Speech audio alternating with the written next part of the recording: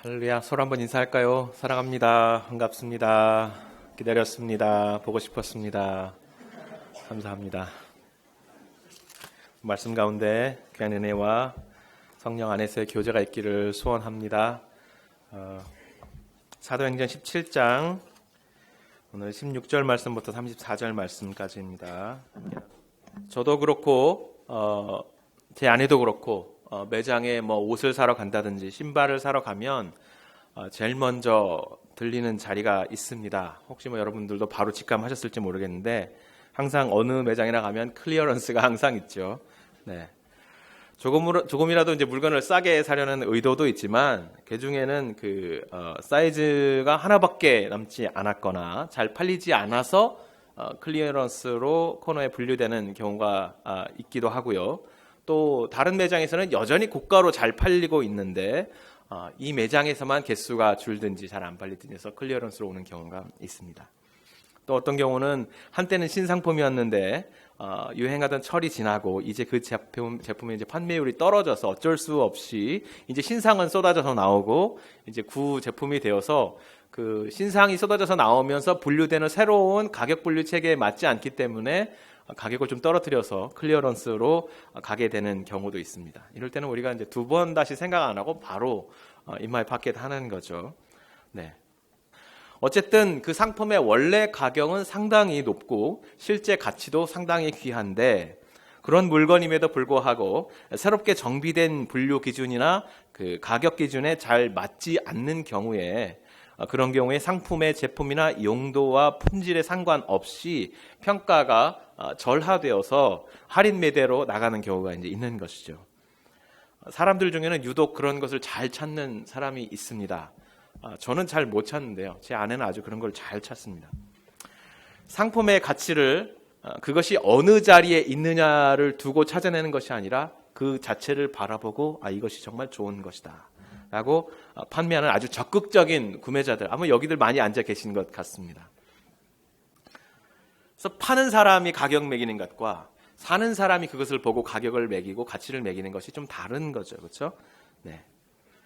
처럼 어떤 물건이 만들어질 때, 어떤 물건이 처음에 이제 생산이 될 때 그 가치, 그 물건마다 거기에 맞는 가치가 이제 부여가 되는데요. 중요한 것은 그 가치가 제대로 인정받기 위해서는 그 가치를 가진 물건이 놓일 적당한 장소가 있어야 된다는 거예요. 예를 들어서 이 어떤 상품이 100불이다. 그리고 어떤 용도가 있고 어떤 가치가 있다 그러면 이것을 팔 사람이 그것을 진열해 놓을 적당한 자리, 카테고리, 범주 그런 것들이 있어야 된다는 것입니다. 그래서 그 자리에 제대로 놓였을 때 항상 인정을 받고 그 가치를 받고 팔 수 있고 그런 것이죠. 비단 물건만 그런 것이 아니라 사람의 경우도 이제 그런 경우가 많이 있죠. 이 사회에서 잘 교육을 받고 잘 훈련이 돼서 나오면 이제 사회에서 그 사람을 잘 인정해주고 사용해줄 직장이라든지 그런 시스템이 잘 마련되어 있을 때 그 자리에 탁 핏하고 들어가면 그 사람이 이제 그 가치를 항상 인정받는 것으로 이 사회가 그렇게 준비가 되어 있습니다. 그런데 문제는 그렇게 잘 자리가 마련되어 있지 않을 때, 분류 기준이 엉성하다거나 이제 막 새로 훈련되어서 나오는 사람들 혹은 물건들에 대해서 분류 기준이 잘 재빠르게 갱신되지 않을 때, 리뉴되지 않을 때 문제가 생기는 거죠. 그럴 때는 어떻게 되나요? 빨리 새로운 분류 기준을 만들어서 그 자리에 넣어줘야 하는 거죠. 근데 문제는 이 분류 기준이라는 것이 이 사회의 중요한 가치 체계예요.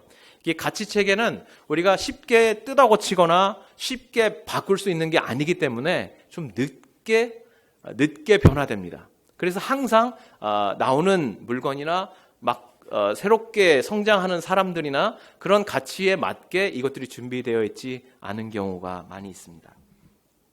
그럴 경우에 항상 문제가 되죠. 또 하나 예를 들자면 지난 2주간 프랑스에서는 프렌치 오픈 테니스 토너먼트가 한창 진행 중이었습니다. 아마 오늘 아침에도 이제 결승전이 있는데요. 나달이랑 바브린카라는 선수가 이제 격돌을 합니다. 나달이랑 바브린카라는 선수는 사실은 되게 유명한 선수예요. 항상 1등, 2등을 다투고 탑 랭킹 안에 있는 사람이었는데 그래서 별로 그 경기는 별로 그 신선한 마음이 별로 없어요. 근데 어제 헬라나 오스타펜코라는 선수, 그 탑 시드에 한 번도 랭킹이 되지 않았던 선수가 첫 번째 토너먼트부터 파란을 일으키면서 쟁쟁한 선수를 다 이기고 올라와서 어제 드디어 파이널에서 승리를 했어요. 이런 것처럼 간혹 가다가 아주 구력이 많고 경력이 많은데 갑자기 어디에서 나타난 그 신인 선수가 전혀 기대하지 못했던 승리를 하게 되는 경우가 있습니다. 그 경험이 많은 구력이 있는 선수가, 사실 구력이라는 건 무엇이에요? 경험이 많아서 이 선수를 만나든 저 선수를 만나든 혹은 이러한 경기 조건에 임하든 저런 날씨에 임하든 경험이 많아서 자기의 그런 상황에 따라서 대처할 수 있는 다양한 능력이 구비된 사람을 우리가 구력이 많다 그렇게 얘기를 하는데, 그런데 그렇게 구력이 많고 상황에 따라 대처할 수 있는 카테고리가 많은 사람도 어느 순간에 정말 전혀 자기가 익숙하지 않은 스타일이라든지 대학이 어려운 스타일의 어떤 신인을 만났을 때 적응하기도 전에 미처 경기를 이기지 못하고 경기를 지고 마는 그런 경우가 간혹가다 있는 것이죠. 그 사람이 구력이 많은, 경험이 많은 사람의 그 카테고리에 맞지 않는 이상한 스타일의 선수가 나타나는 거예요. 이런 경우는 거꾸로죠. 그 카테고리가 없어서 못 들어가는 것이 아니라 그 카테고리를 가지고 있는 그 선수 자체가, 범주를 가지고 있는 선수 자체가 어리둥절하게 만드는 그런 상황이 있는 것입니다. 오늘 본문에서 바울이 이제 베레아를 떠나서 아테네라는 도시에 도착을 했습니다. 이 베레아에서 복음을 전했을 때 데살로니가에 있던 유대인들이 바울이 베레아에서 복음을 전한다는 소식을 듣고 거기까지 가서 소동을 일으켰기 때문에 바울이 베레아를 떠날 수밖에 없었고, 그렇게 해서 이제 아테네라는 도시에 도착했습니다. 아테네는 고대 그리스의 강력한 도시 국가였습니다. 비록 바울이 도착했을 때는 로마의 지배를 받고 있긴 했지만 그 역사의 유래가 너무 깊고 유서가 깊었기 때문에 고대 그리스의 그 학문과 문화적인 영향을 그대로 잘 가지고 있었습니다. 무엇보다도 철학에 있어서는 사실은 우리가 중고등학교 윤리 시간이라든지 어떤 철학 강좌에서 많이 들어봤던 철학자들, 유명한 플라톤이라든지 아리스토텔레스, 소크라테스 이런 사람들 있잖아요. 그리고 성경 오늘 본문에 나와 있는 에피큐로스나 스토아하고 이런 한 번 들어본 사람들이 다 그 도시를 거쳐가고 그 도시에서 자기들의 학풍을 구가했던 그런 아주 유명한 도시입니다. 마치 실개천들이 이렇게 모여서 큰 강을 이루는 것처럼, 그리고 큰 강들이 모여서 하나의 큰 호수를 이루는 것처럼 이 아테네라는 곳은 그렇게 많은 지식과 문화와 철학과 여러 가지 그 시대를 향유하던 이슈들이 이렇게 모여드는 저수지 같은 곳이었던 것 같습니다. 게다가 아테네 사람들은 이렇게 새로운 학문과 종교와 예술이 유입되다 보니까, 그렇게 활발하게 모여드는 곳이다 보니까 이런 새로운 것들에 대한 적응력이 상당히 뛰어난 사람들이었습니다. 그래서 오죽하면 오늘 본문 21절에 보니까 가장 새로운 것을 말하고 듣는 것 이외에는 달리 시간을 쓰지 않았다라고까지 표현이 되고 있는 거죠. 사실 이러한 아테네 시민들의 새로운 학문, 예술, 종교에 대한 거의 집착에 가까운 새로운 것들에 대한 태도는 사실은 비단 성경뿐만 아니라 다른 그 시대의 문헌에도 이미 기록이 많이 되어 있습니다. 그들은 일종의 자부심이 있었던 것 같아요. 어떤 새로운 종류의 트렌드가 유입이 되더라도 어떤 종류라도 우리 도시에 오면 우리는 다 포용할 수 있다.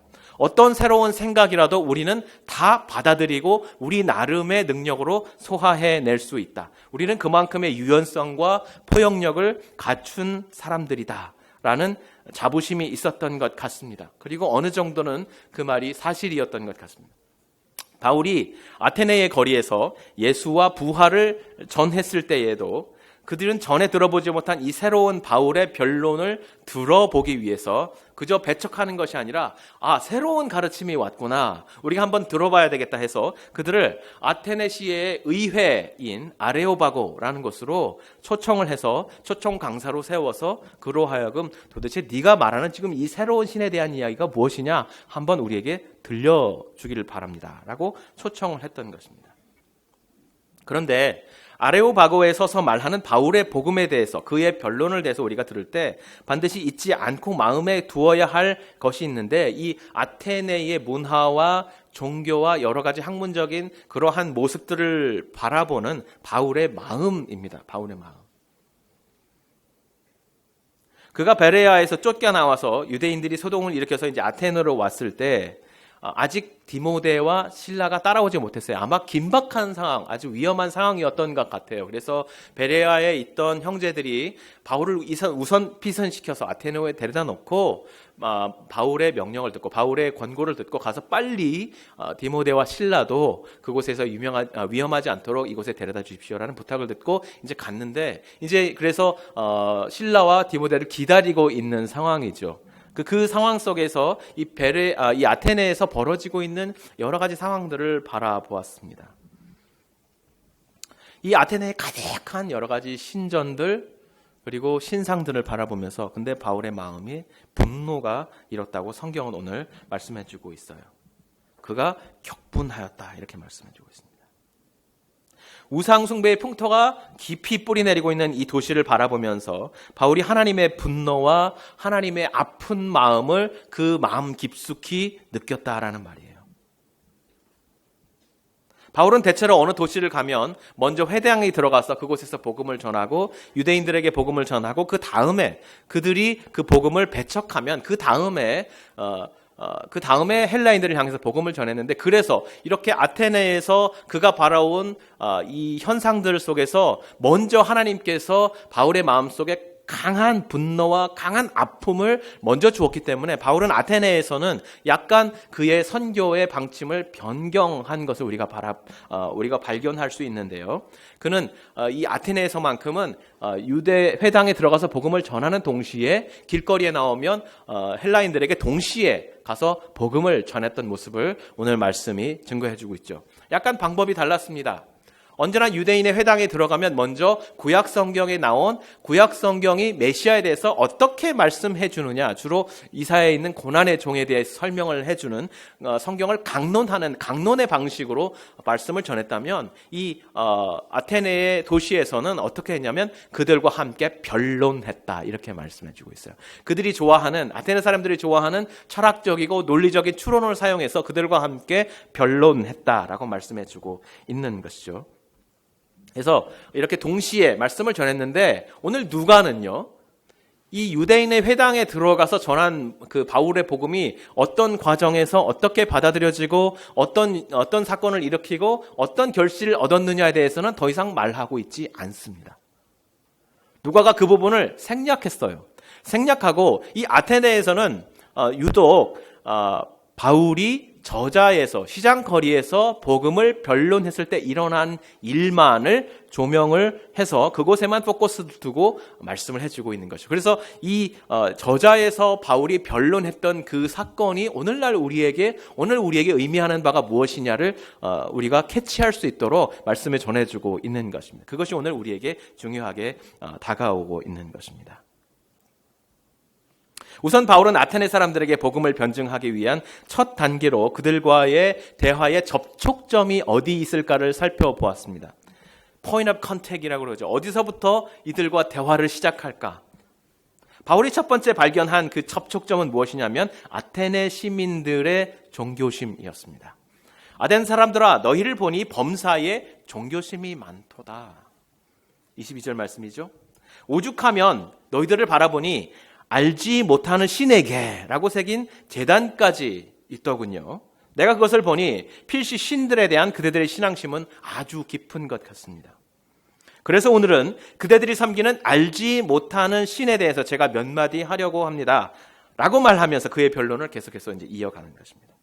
하지만 여기서 우리가 놓치지 말아야 할 것 한 가지는 아테네 사람들이 섬기던 알지 못하는 신이 곧 하나님입니다. 라는 식으로 바울이 말하는 것은 아니라는 것이에요.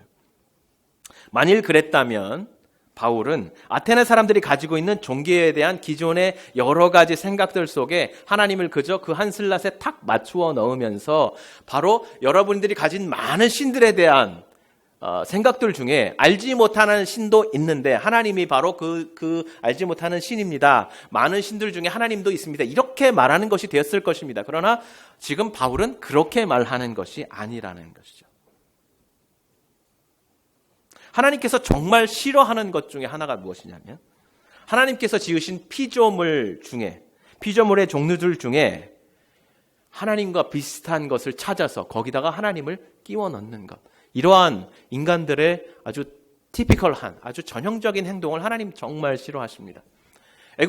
출애굽을 한 이스라엘 백성이 나와서 모세가 시내산에 올라갔을 때, 그래서 모세가 오래도록 40일 동안 내려오지 않았을 때 그들의 마음속에 불안과 그들의 마음속에 안정되지 못하는 위험을 느끼는, 도대체 우리의 지도자가 어디 간 걸까 하는 그 생각 속에서 우상을 만들어내게 되는데, 그래서 그 애굽에서 자주 보았던 송아지 신을 만들어내죠. 송아지를 만들어내는데 그것을 보고 우리의 새로운 신이다, 우리에게 다가오신 새로운 송아지 신이다, 이렇게 말하지 않았어요. 우리를 애굽에서 구원해낸 하나님이다, 이렇게 말했습니다. 그래서 하나님을, 그들에게 익숙한 형상을 만들어서 거기다가 하나님을 어태치하고 거기다 하나님을 풀인하는, 끼워 넣는 그러한 행동을 하는 것, 그것을 성경은 우상 숭배라고 말하고 있고, 하나님은 그러한 인간의 행동을 무척이나 싫어하십니다. 그러한 우상 숭배를 너무도 싫어하는 것이죠. 그래서 바울은 지금 그대들이 알지 못하는 신, 그 자리에 하나님을 끼워 넣는 것이 아니라는 말이죠. 비록 아테네 사람들이 바울의 변론을 들어보지도 않고 거부하지 않게 하기 위해서 그들의 종교심이며 알지 못하는 신이라는 접촉점을 찾아서 지금 말씀하고 있긴 하지만, 바울은 분명히 그들이 하나님을 이해하기 위해서, 하나님을, 참된 하나님이 어떤 분인지를 알게 하기 위해서 당신들이 고쳐야 할 편견이 분명히 있습니다라고 말하고 있습니다.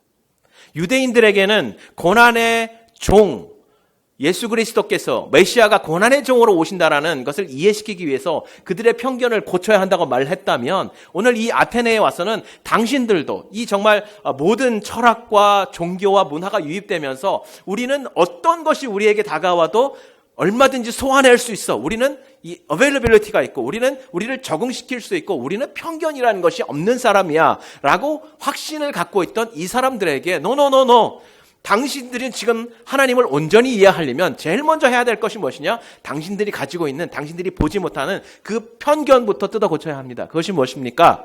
첫 번째, 하나님은 창조주 하나님이십니다. 당신들이 생각하는 것처럼 당신들로 손으로 만들어낸 그러한 우상, 그러한 신전, 이것은 하나님이 아닙니다.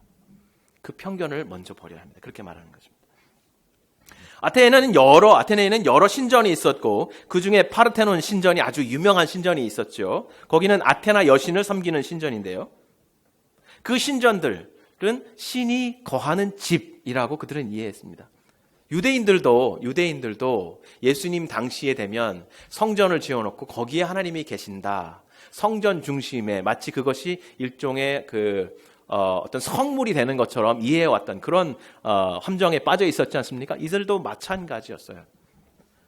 그들에게 말씀하기를, 하나님은 창조주이시기 때문에 사람이 만든 신전이나 사람이 만든 성전에 갇혀 계실 수 없는 분입니다. 하나님은 우리의 창조주입니다.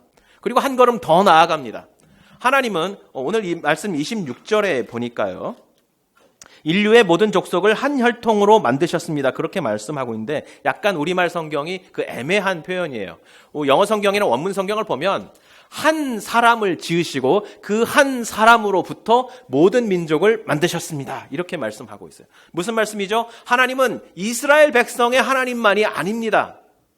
하나님은 한 사람 아담을 지으시고 그 아담으로부터 모든 민족, 모든 사람을, 그 처음 사람 아담을 짓듯이 일일이 애틋하게 사랑의 마음으로 그의 이미지를 담아서 모두 지으셨기 때문에 하나님은 이스라엘의 하나님인 동시에 당신들의 하나님이어야 합니다.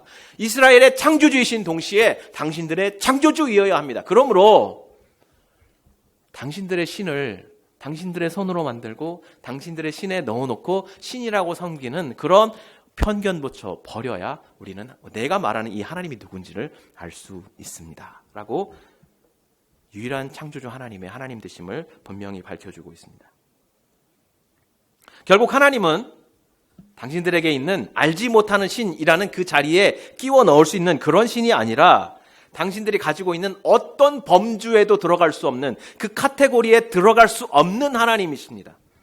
당신들이 지금까지 알고 있었던 어떤 분류 기준에도 끼워 넣을 수 없는 그는 정말 크신 하나님입니다. 그래서 그 범주, 그 많은 카테고리를 가지고 있고 어떤 것이 들어오더라도 우리는 거기에 맞게 집어넣기만 하면 돼라고 생각하고 있던 당신들의 헛된 철학, 헛된 지혜를 좀 내려놓으십시오. 그렇게 말하고 있어요. 둘째로 참 신에 대해서 아테네 시민들이 가지고 있는 잘못된 개념 중에 또 하나, 신이 그 신을 섬기는 사람들에 의해 의존되어 있다라는 생각, 사람들의 손에 신이 의존되어 있다라는 생각을 버리십시오라고 말하고 있어요. 25절 말씀을 보면요, 하나님은 또 무엇이 부족한 것처럼 사람의 손으로 섬김을 받으시는 것이 아니니 이는 만민에게 생명과 호흡과 만물을 친히 주시는 분이심이니라. 언젠가 제가 그리스 신화를 다루는 영화를 보면서 그리스 신들 중에 가장 위대한 신인 제우스와 그리고 포세이돈이 서로 이렇게 얘기를 나눈 장면을 제가 본 적이 있는 것 같아요. 어떤 영화인지 정확하게 기억이 나지 않아요. 그런데 그 내용인즉슨 무엇이냐면 제우스가 포세이돈에게 신세 한탄을 하는 겁니다. 요즘 인간들은 신에게 도무지 기도하는 법을 몰라서 아주 버릇이 없어서 신에게 기도를 하지 않아. 그래서 우리 신들이 먹고 살 수 있는, 신들은 인간의 기도를 먹고 사는데 그들이 기도를 하지 않아서 신들의 힘이 아주 약해졌어. 이렇게 얘기하는 것을 한번 들어본 적이 있어요. 모르겠습니다. 실제로 그리스도인들이 그렇게 생각을 했는지 모르겠습니다. 그런데 오늘 바울이 말하는 것과 그 내용이 일맥상통한다는 것이죠. 인간들이 알고 있었다는 것이요.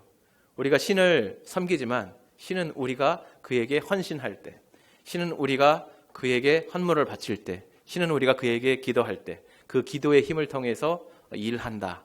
우리의 바치는 재물을 통해서 일한다. 그러므로 결과적으로 우리가 신에게 depend on, 의존되어 있는 것이 아니라 신이 우리에게 의존되어 있다라는 생각들이 파다했다는 것입니다.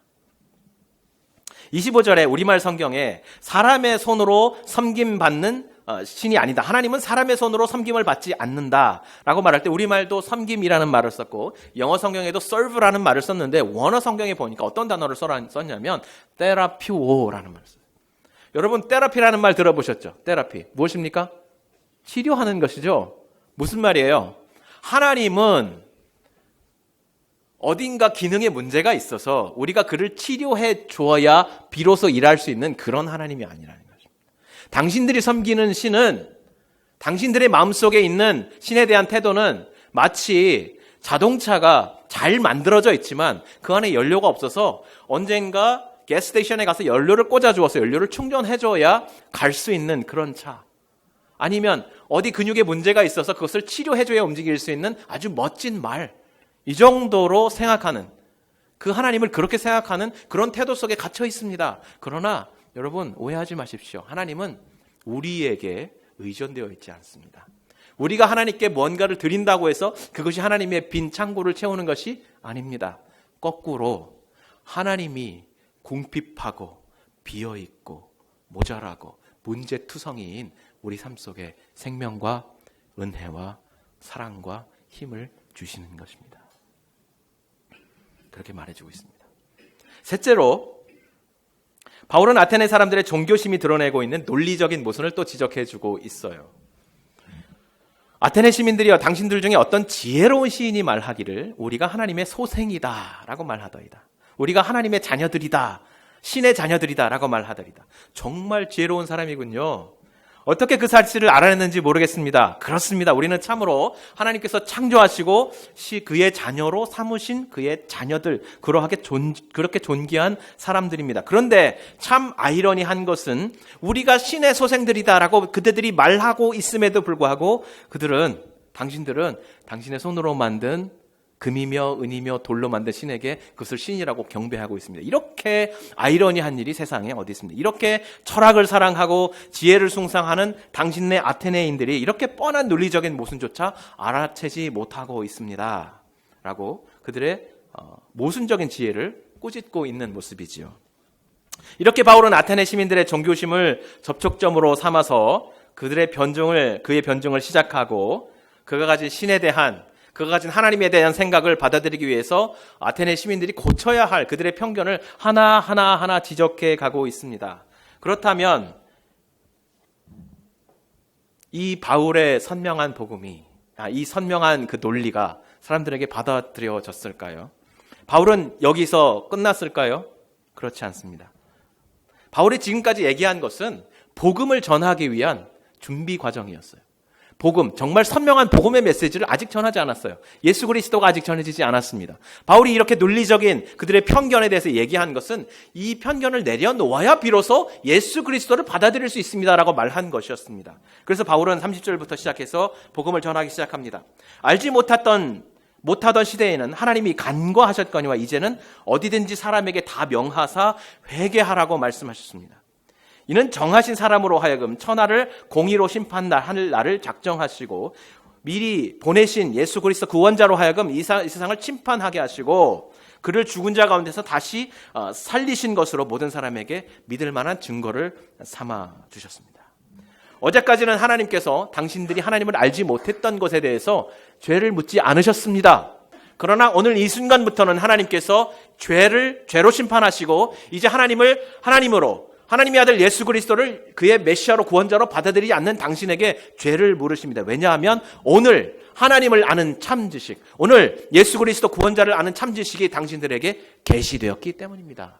알려지기 때문입니다. 제 입술을 통해서 복음이 전해지기 때문입니다. 그러므로 이제 회개의 자리로 나오십시오. 당신들의 우상 숭배의 죄악과 알지 못하는 것을 안다고 말하는 거짓 지혜의 죄악을 용서하시고 구원하시려고 예수께서 십자가에서 그 어리석음을 몸에 다치고 죽으셨습니다. 그러므로 믿음으로 이 증거를 받아들이고 구원을 얻으십시오. 이렇게 복음을 전하고 있는 것입니다. 바울은 이렇게 아테네 시민들에게 하나님의 복음, 예수 그리스도의 십자가 부활의 복음을 변증하면서 이 복음이 아테네인들이 가진 신과 그들 자신들의 관계에 대한 어떤 기존의 분류에도 속할 수 없는 새로운 것이다. 그들이 받아들일 수 없는 편견을 내려놓기 전에는 받아들일 수 없는 것이다라는 것을 분명히 말씀해 주었어요. 오늘날 기독교가 이 사회에서 영향력을 잃어버린 이유가 있다면 무엇일까 생각해 보면 바울의 이 메시지가 우리에게 주는 의미가 큰 것 같습니다.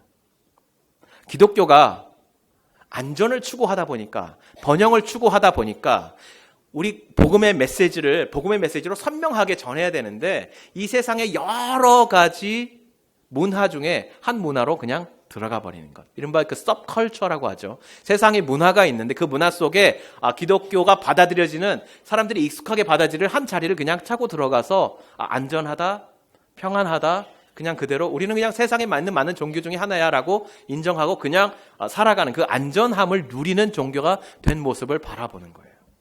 그러나 오늘 바울은 우리에게 분명히 말씀해 주는 것입니다. 복음은 세상이 받아들일 수 없는 일종의 대항 문화라고 하죠. 카운터 컬처라고 말씀해 주고 있습니다. 그래서 우리 카운터 컬처이기 때문에 복음과 세상 사이에는 분명히 서로 그냥 있는 듯 없는 듯 섞일 수 없는 분명한 경계선이 있고 그 경계선과 경계선이 만날 때마다 우리의 마음을 불편하게 하고 하나님의 마음을 불편하게 하는 요소들이 분명히 있다라고 말씀해 주고 있는 것입니다.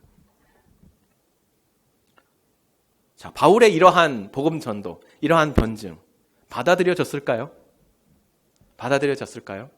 아레오바고 그들은 참 리니언트한 사람들이었죠. 바울의 새로운 복음을 그래 한번 들어보겠습니다. 우리가 받아들이도록 노력해 보겠습니다라고 연사로 초청해서 듣기까지 했는데 과연 그들의 이 쿠시하고 이 부드러운 그 포용력은 이 복음을 받아들일 수 있을까? 오늘 말씀을 보니까 그렇지 않았습니다. 그들이 정말 받아들일 수 없는 마지막 메시지. 그 전에 오케이 그래 우리가 편견이 있을 수도 있지요. 여기까지 잘 갔어요. 그런데 갑자기 죽은 사람의 부활에 대해서 말하는 것입니다. 이 부분에 대해서 그들이 받아들일 수 없었을 거예요. 정말 어리석은 얘기를 바울이 하고 있는 것이죠. 그들의 지혜 시스템에서 어리석은 얘기를 하고 있는 것입니다. 그래서 그들은 이 복음에 대해서 어리석다, 조롱하기도 하였고, 또는 좀 예의 바른 말로 우리가 다음에 다시 한번 들어보겠습니다. 오케이, 다음 기회에 다시 오시죠라고 바울을 쫓아내는 것입니다. 그래서 바울은 예수님께서 말씀하신 것처럼 제자들에게 너희를 받아들이지 않거든 발에 먼지를 털고 가라라고 말씀하는 것, 그들이 이제 떠나는 것이죠. 그 와중에 그 선명한 복음의 메시지가 전해졌을 때 모든 사람이 그 편견으로 인해서 복음을 받아들이지 못하지만 그 와중에도 이 복음은요, 이 선명한 복음은 그 중에 극소수의 사람들에게 하나님께서 부르시기로 결정한 사람들에게 그들의 마음을 두드리고 그들의 마음에 하나님의 메시지를 전하고 부르시는 그 음성이 들리게 했다는 것을 바울이 오늘 이 누가가 오늘 말씀에 전해주고 있어요. 아레오바고의 디오누시오라는 사람, 그리고 다말이라는 여인, 그리고 이름이 기록되지 않은 일부 사람들이 복음을 받아들였다라고 말해주고 있습니다. 바울은 고린도전서 1장에서 우리에게 이렇게 말해주고 있어요. 십자가의 도가 멸망하는 자들에게는 미련한 것이요 구원을 받는 우리에게는 하나님의 능력이라. 유대인은 표적을 구하고 헬라인은 지혜를 찾으나 우리는 십자가에 못 박힌 그리스도를 전하니 유대인에게는 거리끼는 것이요 유대인은 받아들일 수 없는 고난의 종의 메시지, 십자가의 고통. 이방인에게는 미련한 것, 철학을 사랑하는 그 사람들에게 복음은 정말 미련하고 어리석은 것이다. 그러나 오직 부르심을 받은 자들에게는 유대인이나 헬라인이나 그리스도인은 하나님의 능력이요 하나님의 지혜니라. 복음은 어디에 가든 이 복음을 받아들일 수 있는 그들의 분류 기준이 마련되어 있지 않다라고 바울은 얘기하는 것입니다. 바울은 알고 있었어요. 어디에 복음을 전하더라도 이 복음을 받아들이기 위해서 준비되어 있는 사람은 없다는 것입니다. 복음을 있는 그대로 받아들일 만큼 마음이 아량이 있는 사람, 그런 사람은 이 세상에 없다는 것입니다. 복음을 있는 그대로 내가 수용하고 복음을 인정할 수 있을 만큼 의인이라는 사람은 이 세상에는 없다는 것입니다. 말씀하고 있죠. 이 세상에 의인은 없나니 하나도 없으되. 모두가 죄인이지만 어떻게 그럼 우리가 그 복음을 받아들이느냐? 아니요. 오해하지 마세요. 하나님이 우리를 받아들였기 때문입니다. 주님을 영접할 자리가 없던 우리 마음에 어떤 자리에도 주님을 영접할 자리가 없던 우리를 넓으신 하나님께서 그 마음의 자리를 마련하시고 그 자리에 우리를 불려들으신 것입니다. 하나님이 우리에게 의존되는 것이 아니라 우리가 하나님께 의존되어 있고 우리가 하나님을 만들어내는 것이 아니라 하나님을 우리를 만드시고 죄인된 우리를 끝까지 쫓아오셔서 전력질주 해오셔서 우리를 품어주신 것이라고 오늘 말씀은 분명하게 말씀해주고 있는 것입니다. 우리 안에는 이 아테네인들이 가지고 있는 잘못된 신관이 하나님에 대한 생각이 없습니까? 돌아볼 필요가 있죠. 하나님을 우리가 편한 하나님, 우리가 다루기 편한 하나님으로 길들여진 하나님으로 생각하고 우리가 필요하면 언제나 기도하면 우리가 부르면 언제나 와서 우리가 원하는 것만을 주고 뿅 하고 방해가 되지 않게 사라져 주시는 아주 예의 바르고 염치를 아는 하나님, 그런 하나님을 우리가 생각하고 있지는 않습니까? 그런 하나님 말씀하십니다. 그렇게 생각하는 우리들임에도 불구하고 우리를 사랑하셔서 그 마음속에 늘 우리의 자리를 남겨두고 바울이 각 교회마다 인사할 때 항상 하는 말이 있어요. 내가 너희를 내 마음에 항상 생각한다. 내 마음에 항상 너희가 있다. 바울의 마음을 통해서 하나님의 마음속에 항상 우리가 있게 하신 그 넓은 우리를 받아주시는 그 복음 안에서 우리가 살아있는 것입니다. 이 귀한 우리를 안아주시고 우리를 언제나 그 마음에 품어주시는 그 복음의 자리로 언제나 나아가는 그 은혜 앞에 언제나 우리를 의존하는 그 안에서 발견되는 그리고 우리를 통해서 이 세상에 한 자리에 우리의 복음의 메시지를 가지고 들어가는 것이 아니라 선명한 복음의 메시지를 가지고 세상과 우리의 다름을 전하면서 이 복음의 메시지가 들려지기를 기도하며 세상을 섬길 수 있는 주님의 귀한 성도들 되기를 예수 그리스도의 이름으로 축원합니다.